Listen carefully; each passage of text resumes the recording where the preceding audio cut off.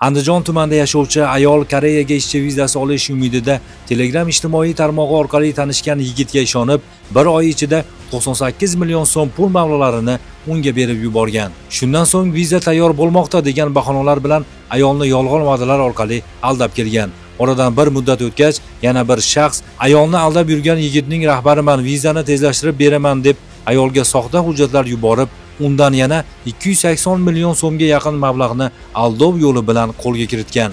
Jabrlanuvchi ayol uzoq muddatli yolg'on va'dalardan so'ng aldanganini anglab, Ichki ishlar boshqarmasiga murojaat qilgan. Andijon viloyati Ichki ishlar boshqarmasi axborot texnologiyalari sohasidagi jinoyatlarga qarshi kurashish boshqarmasi tomonidan olib borilgan tezkor texnik tadbirlar natijasida ayolni aldov yo'li bilan juda ko'p miqdordagi pullarini o'zlashtirganlar aslida Surxondaryo viloyatida yashovchi 2 nafar shaxslar ekanligi fosh bo'ldi. Mazkur holat yuzasidan O'zbekiston Respublikasi Jinoyat kodeksining 168-moddasi 3-qismi G bandi bilan jinoyat ishi qo'zg'atilib, jinoyat ishi doirasida 2 nafar shaxs gumon qilinish tariqasida ushlanib, qamoqda chorasi qo'llanilgan. Shu o'rinda barcha fuqarolardan ijtimoiy tarmoqlardagi rasmiy tasdiqlanmagan guruh va kanallarning xizmatlaridan foydalanmasliklarini hamda turli aldovlarga uchmasliklarini so'rab qolamiz.